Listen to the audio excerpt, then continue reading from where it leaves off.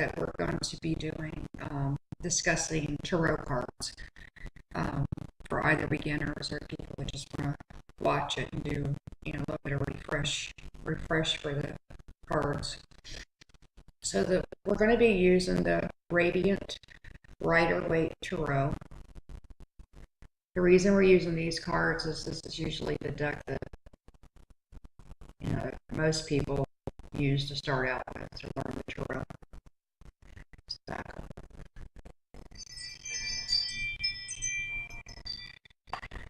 Alright, so the first thing we're going to discuss is where do you get your first tarot deck? And a lot of people have said that the first deck that you receive should be gifted to you. And if you believe that, that's your belief, then that's fantastic, But what if you don't have someone, to gift you these cards? What do you do in that situation?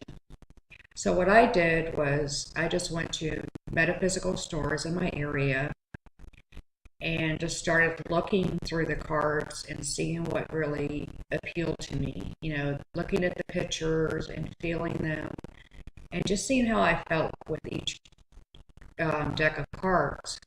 Again, like we're doing here, I did start out with the Rider-Waite Tarot because those were the ones that most people had classes on to learn how to read and stuff. But I found out, after learning the meanings and looking at the pictures and, there was other cards out there that I related better to than I did with these cards. So it's totally up to you if you want to start with the Rider-Waite cards or if you have another deck that you're more drawn to, that you feel like you would understand the meanings a lot more if you got that deck, then by all means, get that deck. Whatever is appealing to you. So the next thing we're going to do is talk about, I'm not going to talk about the history, how it all started with tarot cards and that, because you can find that anywhere online. I don't want to take up the space in the video here of getting other information to you by going over that. So the first thing we're going to discuss is what are tarot cards. And, they're pretty much, like playing cards. They look just like cards. These have a plastic feel to them. So they're just regular, and actually that's how it started out, was being, play cards.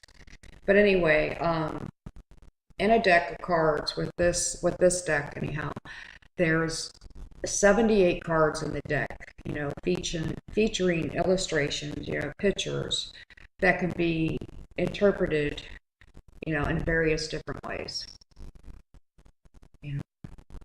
They're divided into two sections called the Major Arcana and the Minor Arcana cards.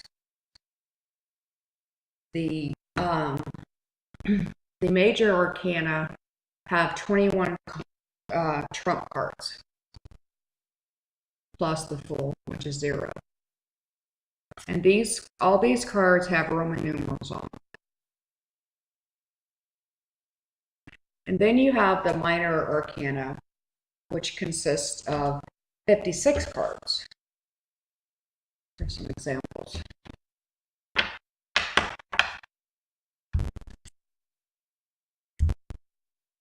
can see those. And they're divided into 4 suits: the Wands, the Pentacles, the Cups, and the Swords. And each of these cards in each suit are numbered from 1 to 10. So those are the Swords and the Cups. These are the Pentacles and the Swords.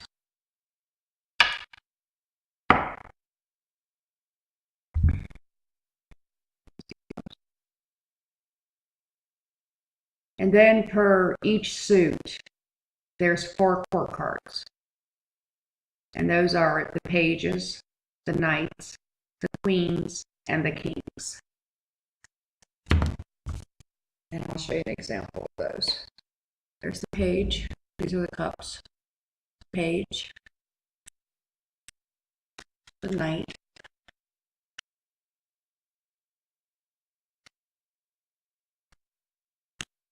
queens,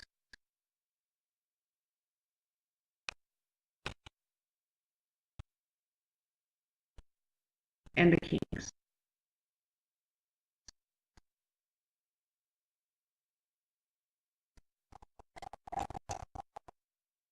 And as you can see, these all have people on them. And we'll get on later on, we'll give you a little bit more information about the ages of these people.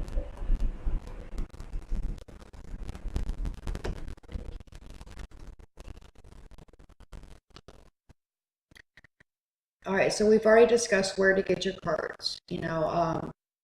If you don't have a metaphysical store near you, you can always order them online, but make sure, to Google them first and look at the pictures and see if they resonate with you, if you feel drawn to them. Then we went over which deck you should get.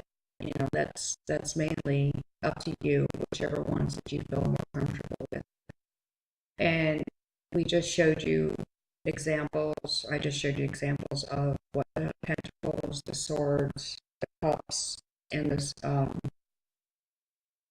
wands look like, to give you an idea of what those cards look like as well.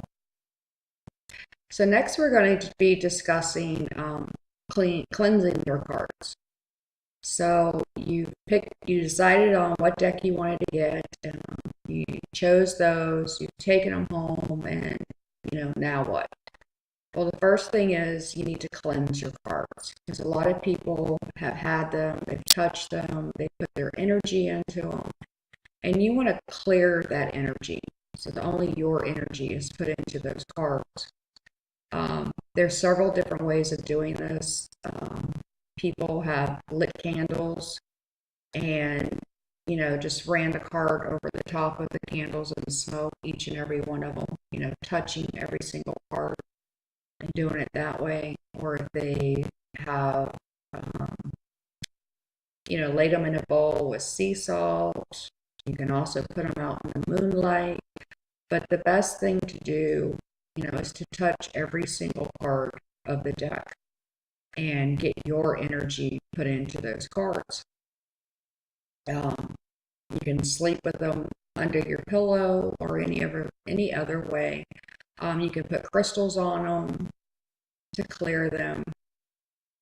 Anything that you can think of or that you're already accustomed to, you can do that. Some people, light sage and put the cards over the sage, the smoke of the sage, to do it that way. It's totally up to you, whatever you feel comfortable with, and clearing your cards. So the next thing we're going to discuss is setting up your space. This is going to be a place in your home where you're going to be doing your readings each and every time that you do the reading, so your energy can build up in that room. You can decorate it, put crystals or angels, pictures, statues. A lot of people use tarot cloths on their tables. Light candles, light incense. Place in your room set up just for you to be able to do your readings each and every time that you decide to do them.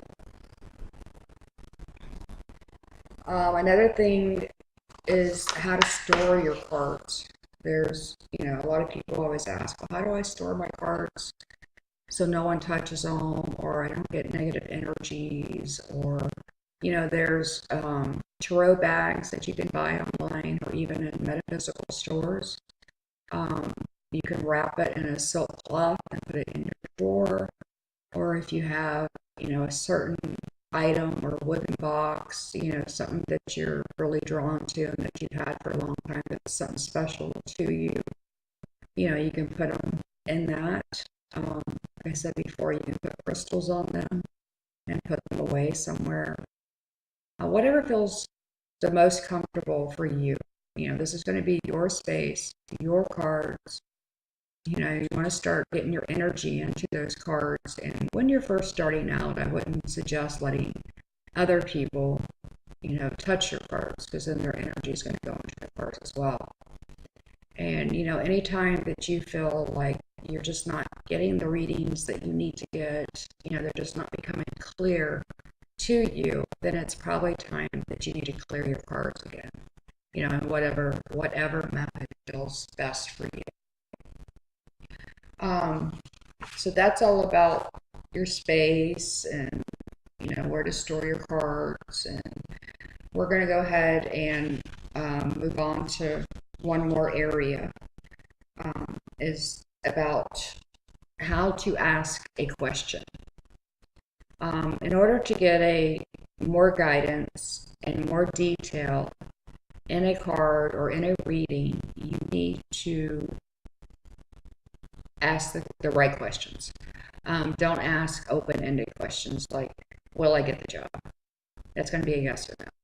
Unless, that's what you're looking for, is a yes or no question or answer.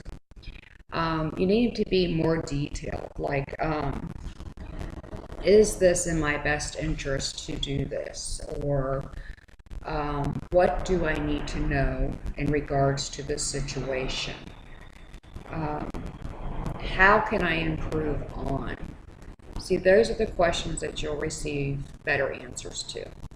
And we'll get into that later on too, once we start getting more into the readings and, understanding what the cards mean.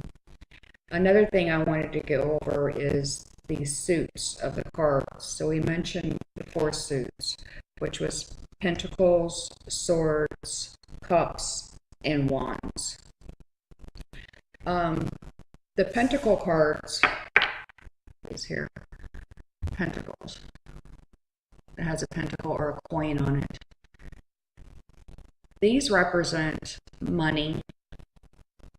A lot of people, refer to them as finances, but also earthly things, earthly material things, our homes, material possessions.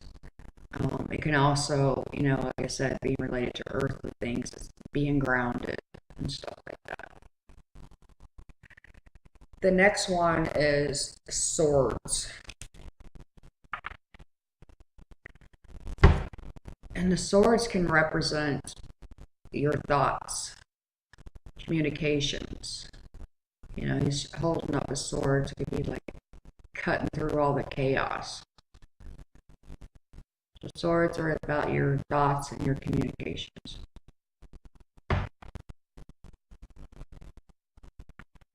And then we have the Wands.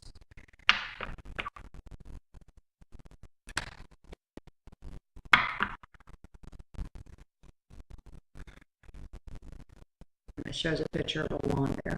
Wands are about excitement, growth, moving forward. It can also relate to your work, your career.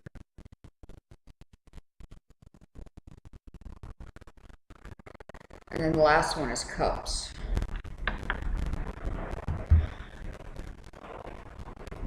Cups are regarding our emotions, how we relate to other people, our heart.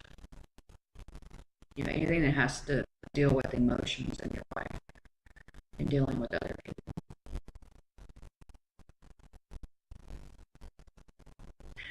All right, so that's just a quick video to get us started on what the tarot cards are, how to purchase them, how to store them, and how to make your own space where you'll be doing your readings.